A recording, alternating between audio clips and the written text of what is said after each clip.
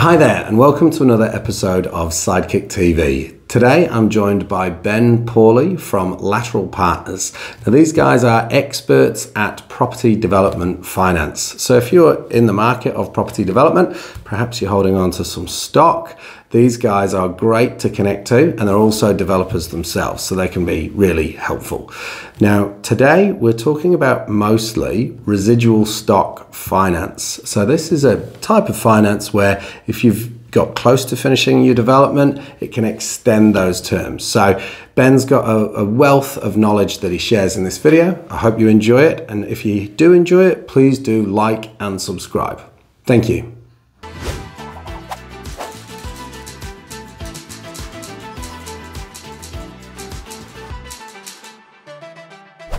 So Ben, we're talking about residual stock financing now. So yes. Can you please explain to the audience what this is for developers? Yeah, 100%. So often with a development, your way of repaying debt or way of getting out at the end is selling down the units. And what we've found in the last few years is selling those off plans or before the job is complete has been a bit more difficult than it was sort of in the heyday of 2020, 2021.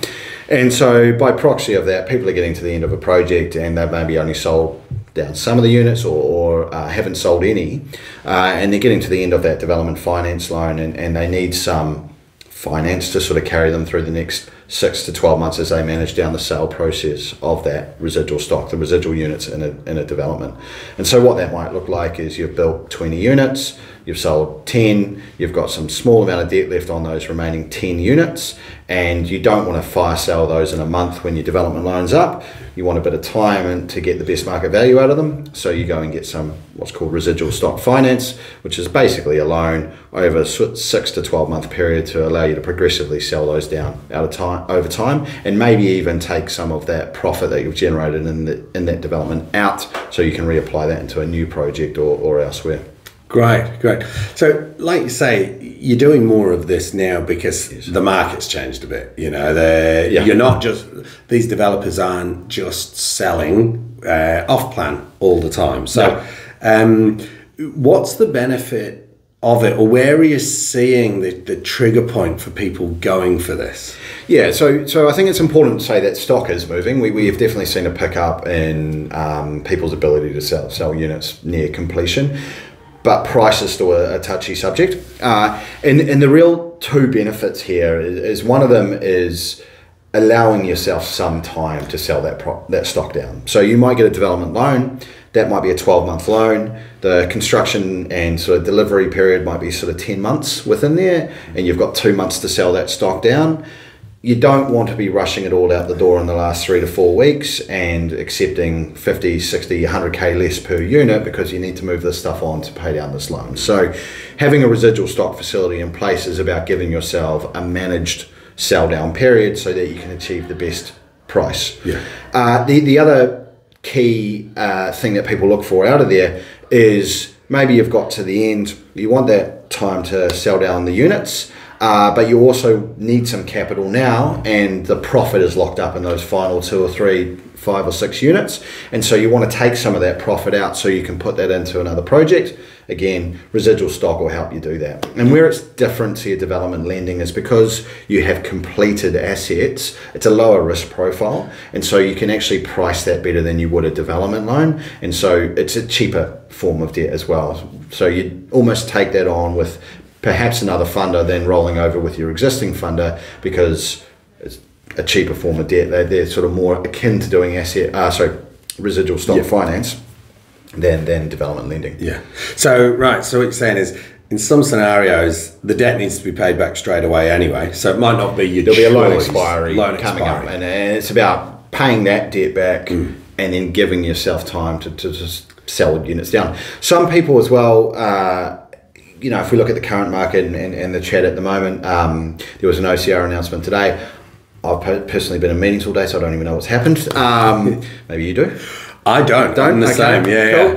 I think it was hoped and maybe partially expected there'd be a cut. I'm not sure that there would have been today, but I definitely think there are some cuts coming up before the end of the year. And we're looking like we're going to move sort of on the downward curve of the rate cycle. And theoretically what that means, what we normally see is then a bit of buoyancy come back into the property market. So if you were completing a development right now, you might want to give it 3 to 4 months before you actually sell those units, because you could expect, you know, summer months, better market, you might get a better price for them. And again, that's another function. It gives you time, those residual stock facilities. And this residual stock facility as well, if it's at a lesser rate, then your holding cost is much less. And so you might gamble a bit more on a market. Or Yes, and look, it is an important consideration. I mean, if you're borrowing $700,000 of debt for 12 months at a 10% rate, that's going to cost you $70,000. So what you need to know is that I'm going to be able to achieve a better outcome to the tune of north of $70,000 over the next 12 months than if I just discount the units by 10 grand, you know, 7 units by 10 grand or 2 units by 35 grand today. And so there is some sort of math and consideration to go in there, but people do tend to find in this market, particularly if you've got a larger sort of amount of residual stock, having some finance in place really helps. Yeah. And look, I mean, if I know anything about development, it is just a finance game, isn't it? It's all about having the best products and at the right timing. You know, we've just done, I've just walked Ben around our development that we've done here with an existing building. My God, the finance side of it was just 9 out of the 10 conversations were about the money, not what we were building. Well, and development it's a hugely capital intensive business. You know, it takes a lot of money to do anything. You know, you think about how much money you pay for a house. It's expensive, and that's because there's a lot of money that goes into building a home, and so capital is crucial. But it's also, you know, vital that you then are allowed the sort of opportunity to maximise your profits out the back end there, which is a big function of that residual stock stuff. And that's where you know, having that set up perfectly or as best as possible makes the biggest difference, because your cost for the capital is huge. So what's the typical process you find people going through, you know, when they've got a piece of land? Is it then, right, we do the developer loan, we do, like, how far through are these people? If we look at sort of the residual stock position, there's sort of, that adds maybe, say, a third stage to your development cycle, if you will. And so the first 2 stages, it's pre-development and your development stage. So pre-development is you've acquired the land, you now need to go get your consents in place, you need to secure your build contract, you need to get everything ready to actually do the development and build the units on site. That may include pre-sales, but in this current market, it doesn't often include that, or maybe a limited amount, because pre-selling is hard. There's a lot of concern in the press at the moment around the viability of contractors and developers. You know, are they going to be there in 12 months? Are they going to deliver the units? What are interest rates going to be like? Can I afford it, et cetera, et cetera? So selling off the plans is really, really hard. But that's your sort of pre-development piece. And so there'll be a structure of finance for that. And then you've got your development loan, and that's when you're actually building the units. And what you've got to remember when you're working on your pre-development piece is, what does my development facility look like, and how much equity capital am I going to need into that project? And typically we find if you're looking to build and develop, you know, infill townhouses without any pre-sales or with limited pre-sales, you really need the land with consent, with little to no debt on it. So you may take on some debt in that pre-development phase, but you need to be in a position to extinguish it before you get into your development loan. So that might mean you have another development that's finishing and you get a liquidity event there. Or that might mean, and that takes us into the residual stock piece, that development finishes, I haven't sold those units, but I need to take the profit, like I was talking about earlier, some capital out of there to put into this next project to get it underway. And so that's maybe that third prong to, I guess, the development life cycle, is that residual stock. We're at the end. Our development loan is for the term of the development, and all development lending is for the term of the project itself. We're at the end, we have an expiry date coming up. Lenders will look at extending them when they need to, but it may not be the most efficient or cheapest solution. And so in that scenario, you might look at a residual stock facility with a specialist lender in that space that can then give you that 6, 12, 18 month sort of cycle to sell down, or the capital out today to let you get into that next project. Awesome. And so let's say you've got the stock, let's say you've got $1 million worth of stock left on the market, which I suppose you work in Auckland, so that's half a house. Let's say you've got $1 million left. How much, and that's on the market, sold, how much are you going to be able to borrow against it? Are you going to be able to pull out $1 million, or is it going to be... No, so it's always a percentage thereof. I think if you had sort of $1 million of stock, in Christchurch, that might be 2 townhouses. You could comfortably borrow somewhere between 60 to 70% of that value. What's important to acknowledge, though, is that will... You'd have to account for interest and fees. So you're either able to service that debt, so pay the interest and fees over the 12-month period, or you need to capitalise it. They need to form part of the loan limit. And so what it might mean in practice is that your loan limit is $700,000, but the actual cash that comes to you is somewhere between $600,000 and $650,000. Typically, residual stock facilities, something like that, it may work quite well. Where they really do work well is if you've sort of got 5, 10, 15 units left. There's quite a lot, because with 2 units, you may be able to shift those over a 2 to 3 month period. It's not going to take you a long amount of time. And in that scenario, a small extension with your development lender may be the quickest and most expedient way of delivering that. But if you've got a larger portfolio and you need a longer period of time and you're taking on more debt, 2 to 3% change in interest rates is making a big effect. So actually, it works on scale, essentially. It works better on scale. It works in any way, but it does work better on scale. I want to think about timing again on this one, right? You've got a loan that's about to expire or mature. How are people getting kind of pre-approved or getting this stuff in place, months before that? No. Short answer is no. We've got 147 different non-bank lenders that we deal with across New Zealand for various different transactions. So there's a broad range of financiers. And we've got guys that if you call us up and you say, I need money tomorrow, we can probably make that work, so far as you're not calling me at 4 p.m. But they're going to be expensive. And then you've got guys that are going to be less expensive, but they might take 3 to 4 weeks to turn something around. So it's typically somewhere between sort of 2 to 4 weeks from expiry is sort of the latest you want to get engaged, and maybe 4 to 6 weeks is kind of as early as you want to be engaged in that process.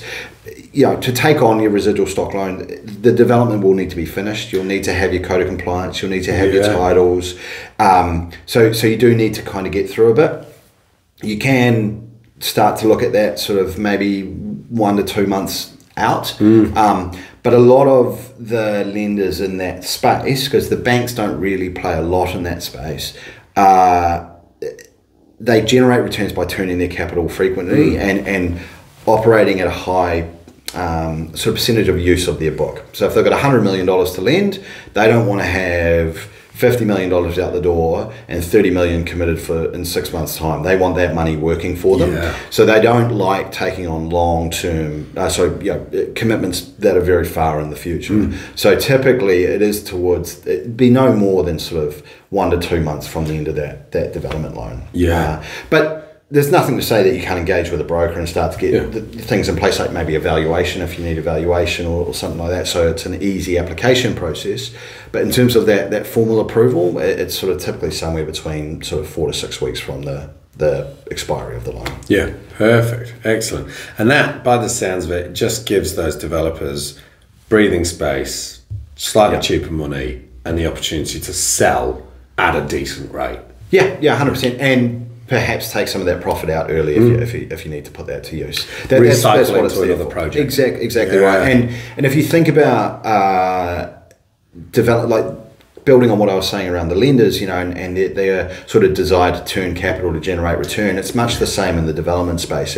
If you're delivering a project every 6 months, your return on capital is much higher than delivering a project every 18 months. Yeah. So the quicker you can get going on your next project, maybe sounds a bit confusing, but the more profitable it is. If you generate $100,000 over 2 years, it's $50,000 a year. If you do it in 1 year, it's $100,000 a year. And so being able to get going on the next project earlier can often be quite important. Yeah, perfect. And look, Ben, I mean, this is something that nearly all of our typical audience will never touch this, right? But Ben and I were talking about this off air, and I said, right, what are we talking about today? And this is something you're doing quite a lot of at the minute, isn't it? Yeah, well, and it goes back to what we were saying earlier, and sort of through 2020, 2021, to a degree 2022, sales off the plans were happening quite a lot. They've fallen right off. Development has come off, but we still do a lot of development. We've probably funded sort of north of 200 units in Christchurch over the last 12 to 18 months. Wow. A lot of those, I can definitely tell you, over 60 to 70% of those have not been sold off plans. Yeah. So they're either selling them towards completion or they're taking on some level of residual stock lending. Yeah. So we are doing a lot of that. It's happening quite frequently, and it is a market at the moment. Like I said earlier, people want to buy something completed. They want to have some certainty around it. They want to know it's completed, the development's not going to fall over. They want to know exactly what it looks like. There's an adage in property and property finances: the property will never look better than it does on a render. So sell it off a render. It's not always true. We've seen some great developments, but so being able to see that completed product is quite important, but also, rate certainty. If you're buying 12 months in the future, now it might be somewhat exciting because, as I said, we're maybe on that downward cycle with rates, but 12 months ago, hey, rates are 6, could they be 7, could they be 8, where are they going to be? So it does, to a degree, make sense for a lot of people to take on that risk of developing without the sales. But you've just got to understand what your risks are at the back end and how maybe I do get out of this development loan and into something else. Yeah, perfect. And is it another thing that is critical, like I find in any borrowing, isn't just the rate or the term, it's the ease of getting it, right? So is this pretty easy to get? Like probably the easiest thing you could borrow for right now is go out and buy a new ute. Right? Dead easy. Yeah. Is this that kind of easy, or? Yes and no. There's, like I said earlier, there's a lot of guys that will happily look at residual stock finance. It's understanding what the actual cost to you is and looking through that. So we dealt with someone the other day that thought they had a really attractive product. They were doing residual stock stuff at a 5% interest rate, which sounds great. But it was a 5% fee and it was a 6-month term. So annualized, that's a 15% cost of capital. Yeah. And so it's working through that and not sort of getting blown away with the headline number and us sitting down with a client and go, well, yeah, look. And in some situations, that will be a better finance offer than others. But it's not always apples for apples. And so I hazard saying, yes, it's easy to get with understanding what you're entering into is vitally sort of important. But it can be done quickly and easily if someone needs it. Yeah, great. Well, that's it. I mean, we've got a number of developers and clients who are very interested in development, and I think that this is something that I'm sure a lot of them wouldn't have been aware of. And so, at the end of the day, finance is probably one of the most important things in development. And look, if anyone is interested in it, we're always happy to talk to people. But we've also on our website we've got a lot of great. We've got a full development finance guide there. We've got a development feasibility template and a guide. We have as I believe, the only one in New Zealand, a calculator built into our website, which will actually give you the dollar cost of a development finance loan. Wow. And as I said, it's often obscure when you read a finance agreement exactly how much it is going to cost you. You don't always know. It's almost never quoted to you in a dollar term. And look, it's somewhat hard to determine because how much of the facility you use and how often it is, but this gives you the best approximation of it, and it's what we use when we're putting a development application forward to calculate what the finance costs are going to be.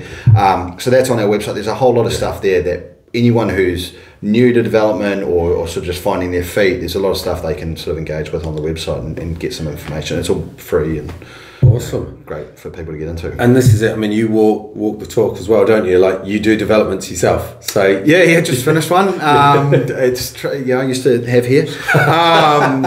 And my wife used to talk to me. No, it's all sat on a residual stock line now. Well, fortunately, no. I think we're sort of through there, but we did have one lined up, funnily enough. But yeah, So we've just done. We've got code of compliance close on 15 one-bedroom apartments up in Auckland, which is great, and it looks like we've sold, I think, 10 of them, and so the rest is our profit. Great. And those will sort of move on as well. So good little project. Yeah, awesome. And look, I think that's so important when you're doing anything with property. Work with your advisors that have done it, okay? Because especially for accountancy, right? Like, it's so easy to do the accounts for a business like this, but if you've not actually walked the talk, you can't add anything else other than a tax return. And I think it can be the same with lenders and financiers as well. Chat to people that have done it, that have perhaps lost the hair. Mine's going. Now, you mentioned all these great resources on the website. Please, can you tell the audience where are they going to get these resources? www.lateralpartners.co.nz, and then there's the Lateral Thinking Hub, which we quite like, and there's a whole lot of resource in there. So there's sort of all our guides, blogs, videos, everything like that's captured in there. Awesome. Yeah. We will post the links as well. So wherever you are watching this or listening to it, we'll put the links on there as well. I hope you really enjoyed it. Thanks very much, Ben. No worries.